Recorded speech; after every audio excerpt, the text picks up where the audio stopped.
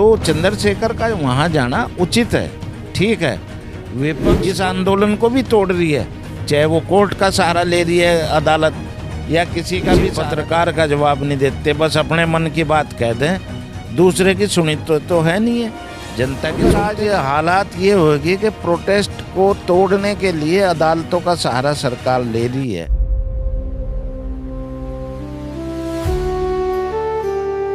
हमारा हिंदुस्तान।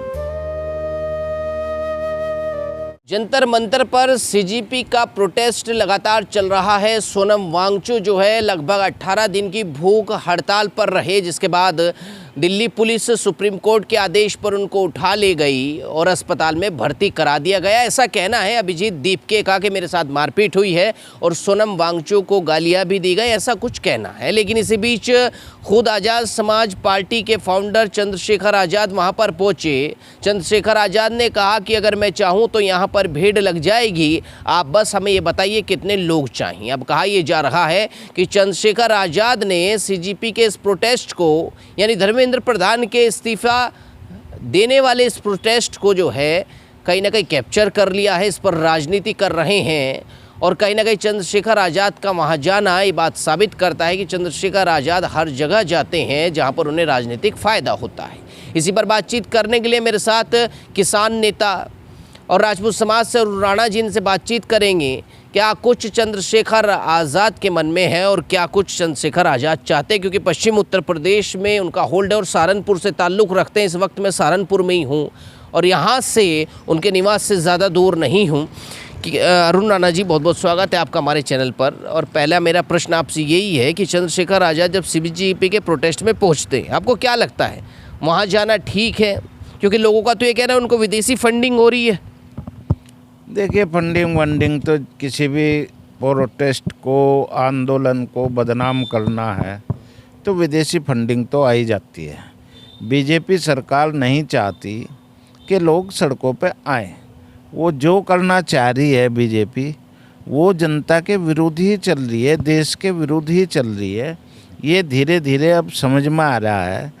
अमेरिका के दबाव में बहुत ज़्यादा है भारत, इतना कभी आज तक के इतिहास में दबाव में नहीं रहा है।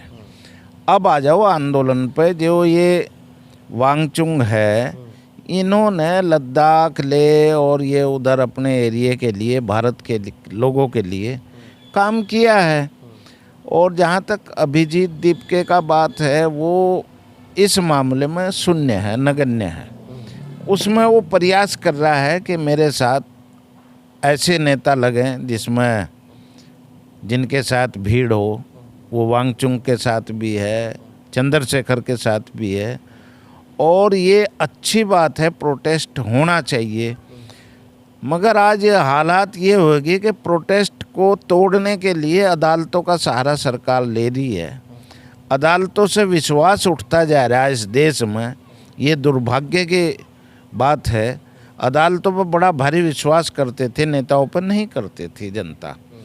मगर ये बीजेपी सरकार ने इस तरह का वो कर दिया एक कि ये चेहरा देखकर, मोहरा देखकर इन्हें क्या लाभ हो, उस हिसाब से ये अफसरों का इस्तेमाल कर रहे हैं। बीजेपी सरकार लोकतांत्रिक व्यवस्था को ठप करने पर लगी हुई है। किस किस तरह से, कहीं वीवीपैट है, कहीं वो इलेक्ट्रॉनिक वोटिंग मशीनें हैं, उनका दुरुपयोग भी हो रहा है। अब ये जो चीफ इलेक्शन कमिश्नर था, इनका भी दुरुपयोग ये सरकार कर रही है। लोगों को जो चीज़ एहसास हो रही वो वास्तव में हो रहा है। और सरकार को जहाँ तक इस आंदोलन को दबाने की बात है, देखिए धर्मेंद्र प्रधान जिस दिन से ये शिक्षा मंत्री बने हैं केंद्र के, हर परीक्षा ऐसी कोई नहीं है जो कामयाब होगी हो। परीक्षाएं लीक हो रही हैं लगातार। कोई ऐसी परीक्षा नहीं है जिनके आप प्रश्न पत्र लीक ना हो रहे हों, पार्शलिटी ना हो रही हो, स्वर्णों के साथ भेदभाव ना हो रहा हो। ये सरकार लगातार स्वर्ण विरोधी कार्यों में लिप्त हो रही है, खासकर मोदी की सरकार।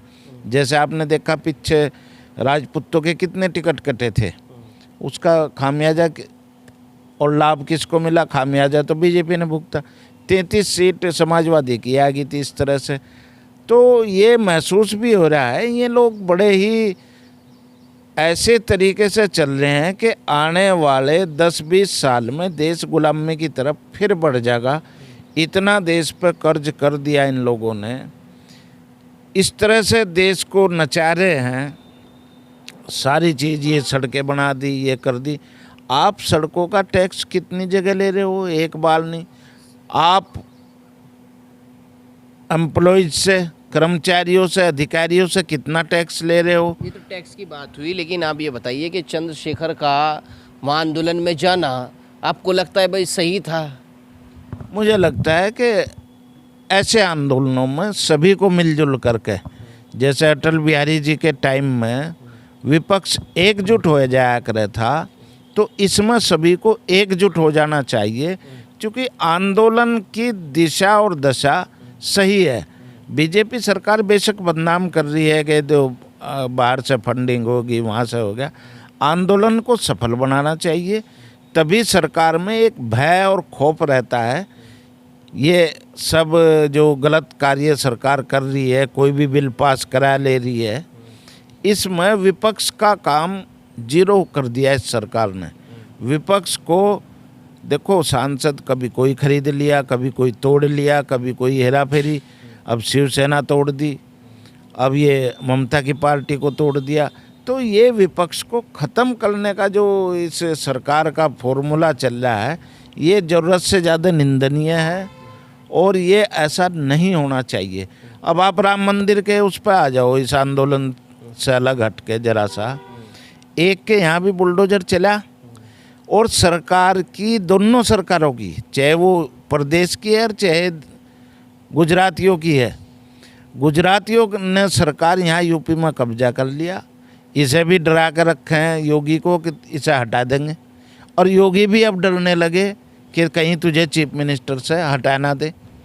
इसलिए मैं केंद्र की कठपुतली बन रहे। लोग ये कह रहे हैं कि भाई ये जो प्रोटेस्ट हो रहा है, इससे विदेशी फंडिंग हो रही है, और कहीं ना कहीं ये जो है देश विरोधी है कहीं ना कहीं ये लोग। और ऐसे में चंद्रशेखर का वहाँ जाना और ये कहना कि आप कहें तो हम यहाँ पर लाखों लोग इकट्ठे कर देंगे, आप कहें तो यहाँ गाड़ियाँ ही गाड़ियाँ होंगी, लोग ही लोग होंगे। आपको लगता है कि भाई ऐसा करना चाहिए था चंद्रशेखर कि वो उन लोगों को उकसाने पहुँच गए चंद्रशेखर आज़ाद? मैं तो कह रहा हूँ अच्छी बात है। चंद्रशेखर कहीं कहीं पॉजिटिव रहते हैं। केवल वो एक बिरादरी के तो खिलाफ है, राजपूत के, बाकी के खिलाफ नहीं है। वह इतना स्वर्णों को उतना खिलाफ नहीं है जितना राजपूत के खिलाफ है। तो चंद्रशेखर का वहाँ जाना उचित है, ठीक है।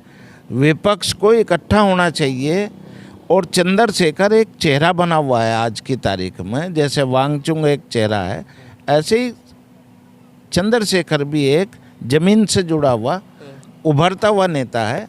और ये अभिजीत दीप के जो है, ये अभी कुछ नहीं है, ठीक है। इसने प्रोटेस्ट राष्ट्रीय स्तर पर किया है, वो कामयाबी मिलना ना मिलना तो अभी गर्भ में है। अभिजीत दीप के तो चलिए दलित समाज से हैं, इसलिए जो है चंद्रशेखर आज़ाद उनको सपोर्ट करने पहुंच गए।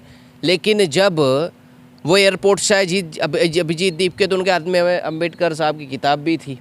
लेकिन अगर यही प्रोटेस्ट किसी और समाज का होता तो चंद्रशेखर आज़ाद नहीं पहुंचते, भले ही वो सरकार का विरोध कर रहे हो। ये संभव है जो आपने कही है बात, कि किसी और समाज का होता तो शायद ना भी पहुंचते।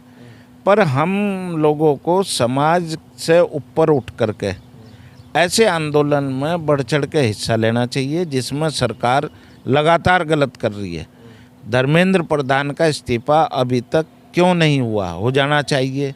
तो इस दबाव तभी बनता है जब इस तरह के आंदोलन चलेंगे। और हमारे किसान आंदोलनों में भी यही रहा है, सरकार ने दबाने का प्रयास किया। वो टिकैत साहब थे, हमारे जो राकेश टिकैत जी हैं और चौधरी नरेश टिकैत जी हैं, उन्होंने ऐसी रूपरेखा से आंदोलन को लेकर चले, आरोप उन पर भी लगे कि बाहर से फंडिंग हो रही है। केवल और केवल किसान हित में लड़ता है वो परिवार, और उन्हें कामयाबी आज तक मिलती रही है, क्योंकि उनका समाज भी उनके साथ है और किसान भी उनके साथ है।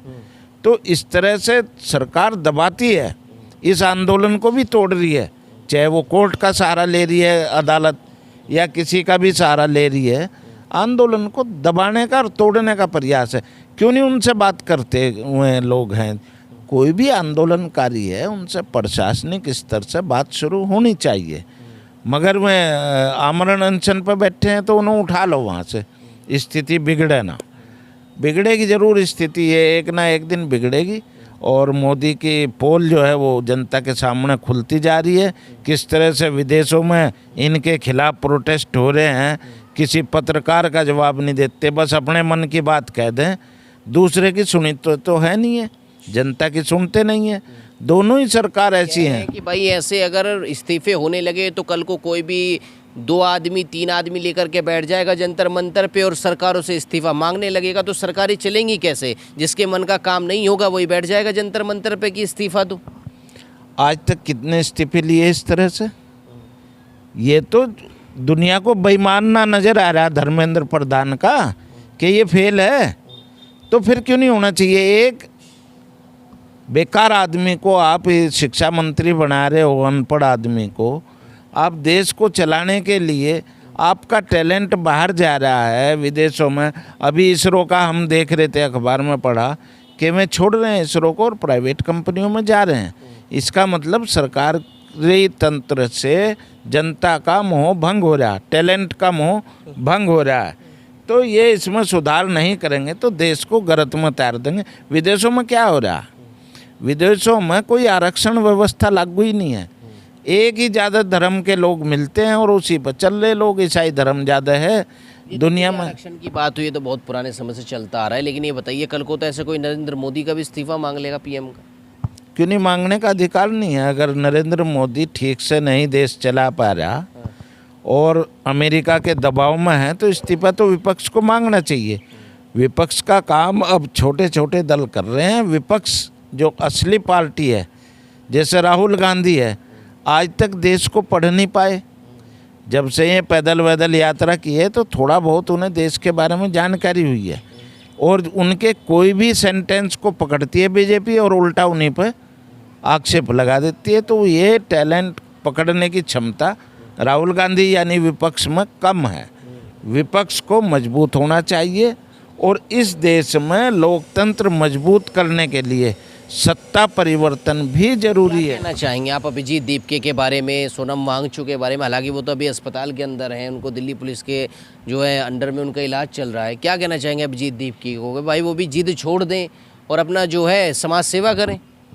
नहीं, समाज सेवा करनी चाहिए दीपके को, इसमें कोई शक नहीं है। पर आंदोलन इस तरह से अगर फेल हो गया तो सरकार के हौसले बढ़ेंगे। अभी उसको सहयोग मिलना चाहिए, जनता का और विपक्ष का सहयोग उसको मिलना चाहिए। सरकार पर दबाव बनना चाहिए। सरकार लगातार गलत काम कर रही है, जनहित में कोई काम नहीं कर रही है। अब इथेनॉल ले लो, 20% ज़बरदस्ती थोप रही है। अरे उसे 10% ही कर लो। क्यों जनता पर ज़बरदस्ती? गाड़ियाँ भी ख़राब हो रही हैं और चैलेंज करते हैं आकर के जनता के बीच में, वे 4 गाड़ियाँ दिखाओ। अरे तुमसे मिलने तो कोई देता नहीं, दिखावेगा कौन? कहाँ से दिखा देगा? इन मंत्रियों से मिल तो सकते ही नहीं, कहाँ से दिखावा? अब सोशल मीडिया पे ये यकीन नहीं करते, सोशल मीडिया खिलाफ चल रही है। अरे सोशल मीडिया एक जनता का औजार बनता जा रहा है। देश में ऐसी कई व्यवस्थाएं थी, पहले अखबार माध्यम था, आज सोशल मीडिया माध्यम है जो सीधे जनता से संवाद चल रहा है और अपनी बात आज़ादी से कह पा रहे हैं। ये सरकार तो इस पर भी बैन लगाने वाली है।